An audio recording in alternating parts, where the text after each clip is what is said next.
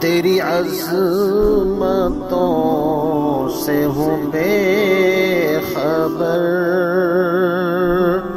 یہ میری نظر کا قصور ہے۔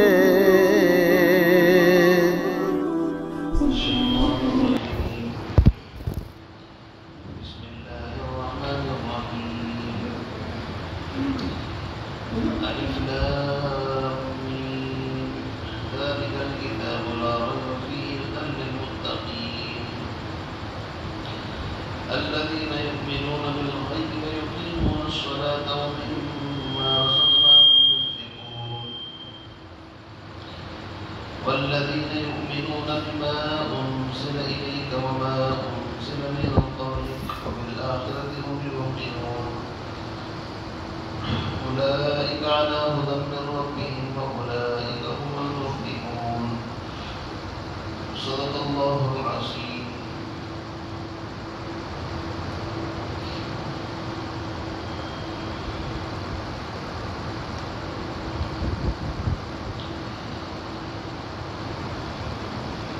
سورۃ البقرہ، اس کی تفسیر آپ حضرات کے سامنے چل رہی ہے۔ قرآن پاک اللہ رب العزت کی طرف سے کتاب ہدایت ہے۔ بندوں نے اس ہدایت کو سورۃ الفاتحہ کے اندر اہدنا الصراط المستقیم کہہ کر کے اللہ سے مانگا تھا، طلب کیا تھا، تو اللہ نے ان کی دعا کو سنا اور کہا ذالک الکتاب، یہ کتاب جو کتاب ہدایت ہے ہر قسم کے شک اور شبہ سے بالاتر ہے، متقیوں کے واسطے ہدایت ہے، یہ کتاب ہم نے تم کو دے دی۔ تو اللہ رب العزت نے فرمایا کہ متقی لوگ جن کے اندر شعور ہو، ہدایت لینا چاہیں، ان کو ہدایت ملے۔ سوال یہ پیدا ہوتا ہے کہ متقی کسے کہتے ہیں؟ اللہ رب العزت نے متقین کی صفات بیان فرمائی، 6 صفات یہاں پر بیان فرمائی ہیں، جن میں سے پہلی اور دوسری کا ذکر آپ کے سامنے آ چکا ہے۔ پہلی صفت الذین یؤمنون بالغیب، متقی وہ ہیں جن کا عقیدہ ٹھیک ہو، بنیاد ٹھیک ہو، فاؤنڈیشن ٹھیک ہو، غیب کی باتوں پر ایمان رکھتے ہوں، بن دیکھی چیزوں کو بھی ایسے ہی مانتے ہوں، نبی کے اعتماد پر جیسے انسان اپنی آنکھوں سے دیکھ کر بلکہ اس سے بھی زیادہ اس کا یقین رکھے۔ تو متقین کی پہلی صفت الذین یؤمنون بالغیب، جو بن دیکھی چیزوں پر ایمان رکھے۔ دوسری صفت، جب عقیدہ ٹھیک ہو گیا تو اب اعمال کی طرف آتے ہیں، اور اعمال میں 2 عمل انسان کی زندگی کے اندر مین ہیں، اصل ہیں۔ پہلا عمل تو یہ ہے کہ انسان کا اپنے خالق، اپنے مالک، اپنے رب سے تعلق ٹھیک ہو جائے۔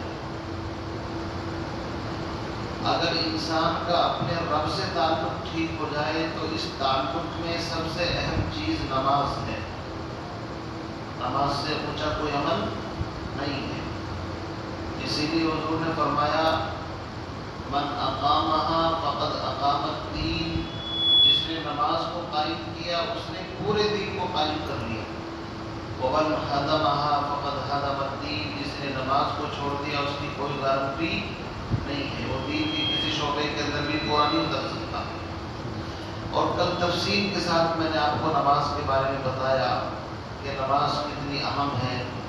نبی علیہ السلام دنیا سے جاتے جاتے بھی الصلاۃ الصلاۃ وما ملکت ایمانکم، تو اس کی تفصیل میں دوبارہ جانا نہیں چاہتا۔ بہرحال تو ایک تو ہے انسان کا اپنے خالق اور مالک سے تعلق ٹھیک ہو جائے، اس تعلق کی درستگی کا نام نماز ہے۔ جب عقیدہ ٹھیک ہو گیا، اب عقیدے کا پتہ تب چلے گا جب نماز کا وقت ہوگا۔ اگر یہ مسجد کی طرف جا رہا ہے تو سمجھو الذین یؤمنون بالغیب پر عمل کر رہا ہے، غیب پر ایمان لایا تبھی تو نماز کے لیے جانا۔ دوسری چیز یہ ہے کہ بندوں کا بندوں سے تعلق ٹھیک ہو جائے، بندوں کا بندوں سے تعلق ٹھیک ہو جائے۔ اس کو اور آسان زبان میں یوں سمجھیے، ایک حقوق اللہ ہے اور ایک حقوق العباد ہے۔ دوسرے لفظوں میں حقوق اللہ کا مطلب یہ ہے کہ انسان اللہ کے حقوق کی ادائیگی کا اہتمام کرے۔ سب سے پہلا حق اللہ کا ہے، اللہ کو ایک ماننا، توحید، یہ اللہ کا بنیادی حق ہے، عقیدے کا ٹھیک کرنا۔ اسی لیے اللہ رب العزت مشرک سے، کافر سے اتنا ناراض ہے۔ قرآن کہتا ہے ان اللہ لا یغفر ان یشرک بہ ویغفر ما دون ذلک لمن یشاء، میں ہر گناہ کو معاف کر سکتا ہوں، ہر گناہ کو، لیکن شرک کو معاف نہیں کروں گا۔ اور اندازہ لگائیے کہ نبی علیہ السلام کے بارے میں جو معصوم ہیں، سید الانبیاء ہیں، ان کے بارے میں بھی قرآن کہتا ہے لَإِنْ أَشْرَكْتَ لَيَحْبَطَنَّ عَمَلُكَ، میرے محبوب اگر شرک آپ سے بھی صادر ہو گیا تو آپ کے سارے اعمال ختم ہو جائیں گے، ثواب ختم۔ یعنی شرک ایک ایسا وائرس ہے، اگر انسان کے اندر شرک آ جائے توحید کی عمارت ختم ہو جاتی ہے، پھر نہ نمازوں کا ثواب، نہ روزوں کا ثواب، نہ حج کا، کسی عمل کا کوئی ثواب اس کو نہیں ملے گا۔ اس نے فرمایا سب سے پہلے عقیدہ ٹھیک کرو، الذین یؤمنون بالغیب۔ جب عقیدہ ٹھیک ہو گیا، اب دو چیزیں ہیں، ایک حقوق اللہ اور ایک حقوق العباد۔ حقوق اللہ کا مطلب ہے اللہ کا حق ادا کرنا، اس کے اندر نماز، روزہ، زکوٰۃ، حج، قربانی، جتنے بھی حقوق ہیں یہ سب حقوق اللہ کہلاتے ہیں۔ اور دوسری چیز ہے حقوق العباد، بندوں کے اوپر جو حق ہے اس کی ادائیگی کا اہتمام کرنا۔ اس کو یہاں پر فرمایا وَمِمَّا رَزَقْنَاهُمْ يُنْفِقُونَ، متقی وہ لوگ ہیں جن کا عقیدہ بھی پاک، اعمال کے اندر عمل، نماز کی پابندی اور حقوق العباد کا اہتمام اتنا، وَمِمَّا رَزَقْنَاهُمْ يُنْفِقُونَ، جو رزق ہم نے ان کو دیا ہے اس میں سے خرچ کرتے ہیں۔ اب یہاں آئیے، عربی زبان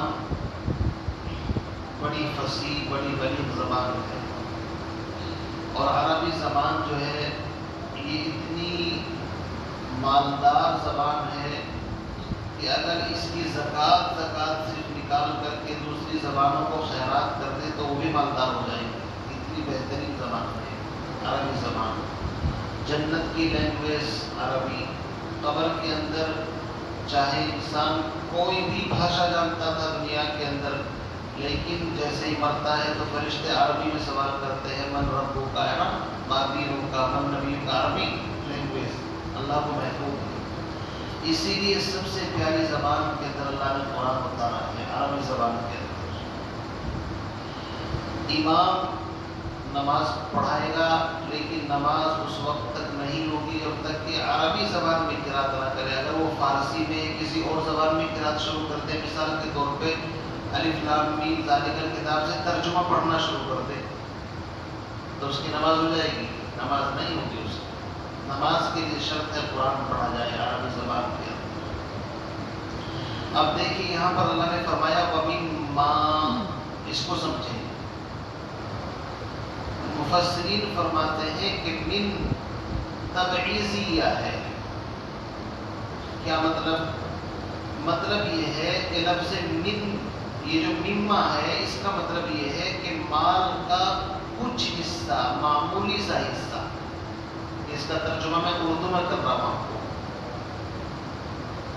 اللہ رب العزت کا مطالبہ یہ نہیں ہے کہ سارا مال اٹھا کر کے تم راہ خدا میں خیرات کر دو اور کل کو پھر خود بھیک مانگتے پھرو، شریعت میں پسندیدہ نہیں ہے۔ ابو بکر صدیق رضی اللہ تعالیٰ جیسے بندے کا حال تو مت پوچھو، تو عاشق لوگ ہوتے ہیں، مکتب عشق کے انداز نرالے دے کے اس کو چھٹی نہ ملی جس نے سبق یاد کیا، تو عشق کی بات الگ ہوتی ہے۔ جو عاشق ہوتا ہے اس کے حال پر نہیں جانا چاہیے، کوئی کہے کہ پھر ابو بکر صدیق نے پورا کیوں دے دیا تھا، سوال ہو سکتا ہے نا؟ تو جواب یہ ہے بھائی وہ عاشق ہیں، عاشق جو ہے وہ فنا فی اللہ ہوتا ہے، اس کی بات نہیں ہوتی۔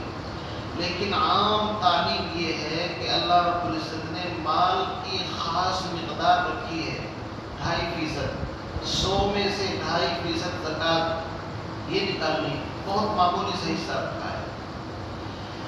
اسی طریقے سے انسان کے پاس جو مال ہے وہ اس کا اپنا مال نہیں ہے، یاد رکھیے۔ اللہ فرماتے ہیں وَمِمَّا رَزَقْنَاهُمْ، ہم نے جو اس کو رزق دیا ہے۔ کیا مطلب؟ انسان خرچ کرتے وقت یہ نہ سوچے میں بہت بڑا کمال کر رہا ہوں، بلکہ یہ سوچے یہ رزق تو میرے اللہ کی عطا ہے، اللہ نے مجھے عطا فرمایا ہے۔ وَمِمَّا رَزَقْنَاهُمْ، ہم نے جو رزق ان کو دیا ہے، يُنْفِقُونَ، اس میں سے خرچ کرتے ہیں۔ زکوٰۃ بھی اس کے اندر داخل ہے، نظر اور منت بھی اس کے اندر داخل ہے، اور نفلی صدقات بھی اس کے اندر داخل ہیں، اور ہر طرح کا جو بھی انسان خرچ کرتا ہے دوسرے اوپر، چاہے ہدیے کی شکل کے اندر دے، چاہے زکوٰۃ کی شکل دے، چاہے خیرات کی شکل کے اندر دے، ہر طرح کا خرچ کرنا وَمِمَّا رَزَقْنَاهُمْ يُنْفِقُونَ کے اندر شامل ہے۔ ویسے تو مفسرین فرماتے ہیں کہ نماز کے ساتھ جہاں جہاں بھی خرچ کا ذکر آیا ہے، انفاق فی سبیل اللہ، اکثر زکوٰۃ مراد ہوتی ہے، لیکن یہاں پر اللہ رب العزت نے ایسا جملہ استعمال فرمایا ہے وَمِمَّا رَزَقْنَاهُمْ يُنْفِقُونَ، متقی لوگ وہ ہیں جو ایمان رکھتے ہیں غیب پر، نمازوں کی پابندی کرتے ہیں، قائم کرتے ہیں نماز کو، اور تیسری صفت بیان فرمائی جو رزق ہم نے ان کو دیا ہے اس میں سے خرچ کرتے ہیں۔ یاد رکھیے رزق، اس کے معنی کیا آتے ہیں؟ رزق کے معنی آتے ہیں حصہ، رزق کے معنی آتے ہیں نعمت، یعنی جو رزق، جو نعمت ہم نے ان کو دی ہے۔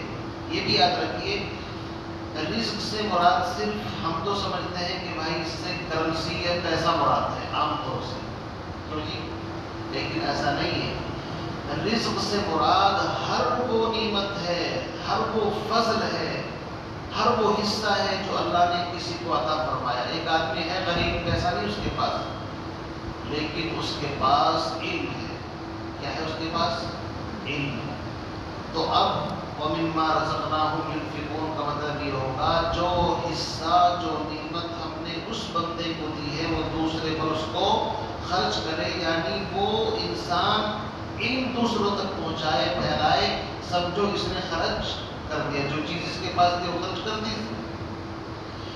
ایک آدمی کو اللہ رب العزت نے مال عطا فرمایا ہے، علم اس کے پاس نہیں ہے، تو وہ اپنے اس مال میں سے خرچ کر رہا ہے دوسروں کے پاس، یہ بھی وَمِمَّا رَزَقْنَاهُمْ يُنْفِقُونَ کے اندر داخل ہے۔ ایک آدمی بہترین رائٹر ہے، مصنف ہے، لکھنے کا ہنر جانتا ہے، اب وہ اپنی تحریر کے ذریعے سے امر بالمعروف نہی عن المنکر کر رہا ہے، لوگوں کو اچھائی کی دعوت، برائی سے روک رہا ہے، تو یہ بھی اپنی اس نعمت کو خرچ کر رہا ہے، وَمِمَّا رَزَقْنَاهُمْ يُنْفِقُونَ کے اندر داخل ہے۔ تو بہرحال اس کا عام مفہوم یہی ہے کہ انسان کے پاس جو بھی کچھ نعمت اللہ نے اس کو دی ہے اس کو دوسروں پر خرچ کرے، یعنی سخاوت اور فیاضی کا وصف اس کے اندر ہونا چاہیے۔ ایسا نہیں کہ مالدار ہے تو مال کے اوپر قبضہ کر کے بیٹھ جائے، عالم ہے تو علم کے اوپر قبضہ کر کے بیٹھ جائے، نہیں، اپنے ان اچھی صفات کو دوسروں تک منتقل کرنا۔ وَمِمَّا رَزَقْنَاهُمْ يُنْفِقُونَ یہ بھی اس کے اندر داخل ہے۔ تو انفاق فی سبیل اللہ اس کا شریعت کے اندر بڑا اونچا درجہ ہے، اسی لیے قرآن کے اندر جگہ جگہ پر جو لوگ بخل کرتے ہیں، مال کو جمع کر کے رکھتے ہیں، اللہ نے ان کے اوپر مذمت اور ایسے لوگوں کے لیے سخت الفاظ استعمال فرمائے۔ فرمایا کہ جو لوگ مال کو جمع کرتے ہیں نا، وَمَن يَبْخَلْ فَإِنَّمَا يَبْخَلُ عَن نَفْسِهِ وَاللَّهُ الْغَنِيُّ وَأَنْتُمُ الْفُقَرَاءُ۔ مال کو جمع کر کے رکھنا اچھی چیز نہیں ہے، مال کو خرچ کرنا چاہیے، انفاق فی سبیل اللہ۔ قرآن پاک کے اندر کثرت کے ساتھ خرچ کرنے کی فضیلت آئی ہے. کہیں فرمایا کلوا واشربوا ولا تسرفوا. اللہ نے جو نعمتیں دی ہیں اس کو کھاؤ پیو اور فضول خرچی نہ کرو. لا تسرفوا، فضول خرچی کی اجازت نہیں ہے. فضول خرچی کیا ہے؟ شادی بیاہوں کے اندر طرح طرح کی ڈشیں بنانا، نام نمود کے لیے پتہ نہیں کیا کیا مطلب وہ کرنا، یہ سب فضول خرچی ہے. سادگی کا اہتمام. اسی طرح قرآن کہتا ہے وَآتِ ذَا الْقُرْبَى حَقَّهُ وَالْمِسْكِينَ وَابْنَ السَّبِيلِ وَلَا تُبَذِّرْ تَبْذِيرًا.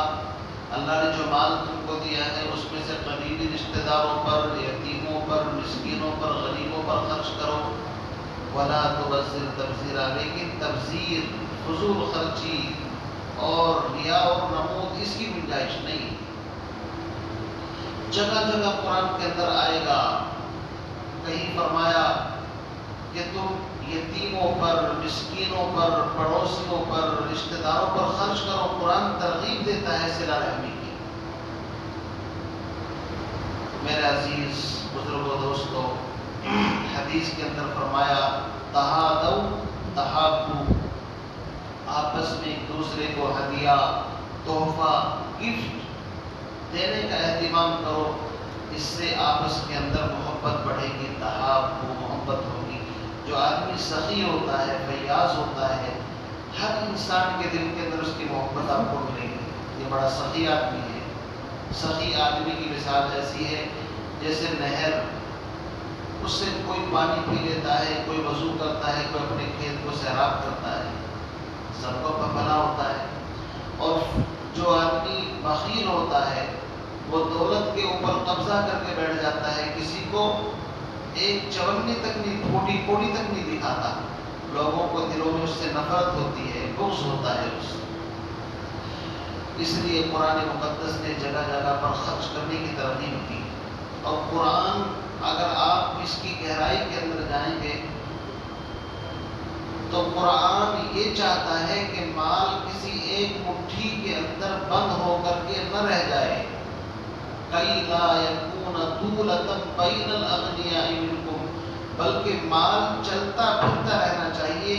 جیسا کہ کہتے ہیں نا کہ حرکت کے اندر برکت ہے. یہ جتنے ہاتھوں کے اندر چلتا پھرتا رہے گا اتنی ہی برکت اس کے اندر آتے رہے گی. اسی لیے فرمایا کہ انسان اگر اس کی موت واقع ہو جائے، وفات ہو جائے، تو اب یہ مال اس کی ملکیت سے نکل کر کے اس کے وارثوں کے اندر پہنچ گیا آٹومیٹک. چاہے وہ منع بھی کر کے جائے کہ میں کسی وارث کو نہیں دیتا، اس کی بات کا اعتبار نہیں ہوگا، مال خود بخود منتقل ہو جائے گا. تو میرے عزیز بزرگوں دوستوں، مالیات کو جو نظام ہے، شریعت یہ چاہتی ہے کہ جتنے ہاتھوں کے اندر دولت تقسیم ہوگی اتنا ہی امت کے اندر خوشحالی پیدا ہوگی. صحابہ رضی اللہ عنہ اجمعین کا حال یہ تھا، صبح کے وقت اپنی چھتوں پر، بازاروں میں اور اپنی دکانوں پر کھڑے ہو کر کے اعلان کرتے تھے کہ رات کسی مسکین نے، محتاج نے فاقے کی حالت میں تو رات نہیں گزاری. یعنی ان کو ڈر رہتا تھا کہیں ایسا نہ ہو فاقے سے کسی نے رات گزاری ہو، پکڑ ہو جائے گی تمہاری. تو وہ اپنی ذمہ داری کے احساس کے لیے اپنے محلے میں، اپنے اطراف کے اندر غریبوں کو تلاش کرتے تھے.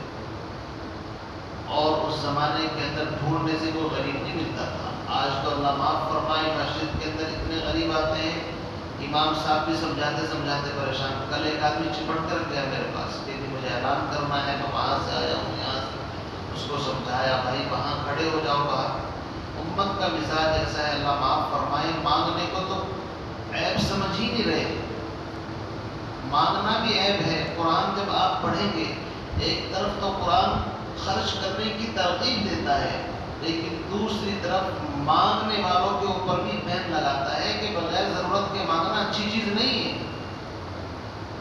یہ قرآن کا اعتدال ہے. ایک طرف خرچ کرنے کی ترغیب دیتا ہے، لیکن دوسری طرف جو مانگتے ہیں لپٹ کر کے، چھپٹ کر کے اور گڑ گڑا کر کے، قرآن اس کو پسند نہیں کرتا. قرآن تو کہتا ہے خود کفیل بنو، اپنے پیروں پر کھڑے ہو. اسلام ایسا معاشرہ تیار نہیں کرنا چاہتا جو بھیک منگوں کا ہو، کوئی بھکاری اس کے اندر پیدا ہو گئے. حضرت عمر ابن خطاب رضی اللہ تعالیٰ عنہ ایسا نظام بنایا تھا کہ ان کے دور کے اندر زکوٰۃ کے جتنے مصارف تھے وہ تقریباً مکمل تھے. غریبوں کا، مسکینوں کا، بیواؤں کا، ہر ایک کا ہدیہ اور ان کا نذرانہ ان کے گھروں پر پہنچ جاتا تھا. کسی کو مانگنے کی ضرورت نہیں پڑتی تھی بیت المال سے. ایک مرتبہ ایک آدمی بڑے میاں کو دیکھا کہ وہ مانگ رہا ہے. حضرت عمر فوراً ایک دم بھائی اس کو پکڑ کر کے لاؤ. ہمارے نظام میں ایسی کون سی خرابی ہے؟ ہم نے تو سسٹم ایسا بنا رکھا ہے مانگنے کی ضرورت نہیں کسی کو، یہ کیوں مانگ رہا ہے؟ حضرت عمر کے پاس اس کو لایا گیا. وہ بوڑھا آدمی تھا، یہودی تھا. کہنے لگا کہ تمہارے نظام میں کوئی خرابی نہیں ہے، مجھ تک بھی وظیفہ پہنچتا ہے، لیکن صورتحال یہ ہے کہ ابھی تو میں اسلامی حکومت کو اپنا ٹیکس وغیرہ معمولی جو بھی ہے وہ ادا کر لیتا ہوں، لیکن شاید بعد میں ادا نہ کر سکوں. انہوں نے کہا میں بات کی فکر کیوں کرتے ہو، چلو ہم اس کو معاف کر دیتے ہیں. مقصد یہ کہ اسلامی معاشرے کے اندر مانگنے کی گنجائش نہیں ہے. بہت سخت مجبوری کے اندر انسان اپنا ہاتھ پھیلائے، ورنہ تو یہ ہاتھ اور یہ پیشانی صرف اللہ کے سامنے پھیلنی چاہیے، کسی کے سامنے پھیلنے کی اسلام اجازت نہیں دیتا. اسی لیے میرا عزیز بزرگ و دوستو، انفاق فی سبیل اللہ کی بڑی فضیلت آئی ہے. اور حدیث کے اندر اسی لیے فرمایا دینے والا لینے والا اتنی آہستہ سے دے لے کہ تیسرے آدمی کو پتہ نہ چلے. حدیث میں جو فرمایا ہے کہ دائیں ہاتھ سے خرچ کرے تو بائیں کو پتہ بھی نہ چلے کہ دائیں سے کچھ دیا بھی ہے یا نہیں. اس طرح دینا. اخلاص کے ساتھ انسان جب عمل کرتا ہے اللہ رب العزت اس کے اثرات مرتب کرتے ہیں. آپ نے وہ مشہور واقعہ سنا ہوگا، فضائل اعمال میں کہ حضرت شیخ نے اس کو لکھا ہے کہ ایک آدمی رات کے وقت میں اپنا مال خرچ کرنے کے لیے نکلتا ہے. صبح کو آواز آتی ہے کہ ایک چور کے اوپر صدقہ کر دیا. اس نے کہا الہی میرے مال میں ایسی کیا خرابی تھی کہ جو میں نے چور کے اوپر صدقہ کر دیا. لیکن اس نے ہمت نہیں ہاری. اگلے دن پھر نکلا تو پھر کیا ہوا؟ آواز آتی ہے کہ آج ایک فاحشہ بازاری عورت کے اوپر خرچ کر دی. اس نے ہمت نہیں ہاری کہ بھائی خرچ کرنا ہے. تیسری رات پھر نکلا.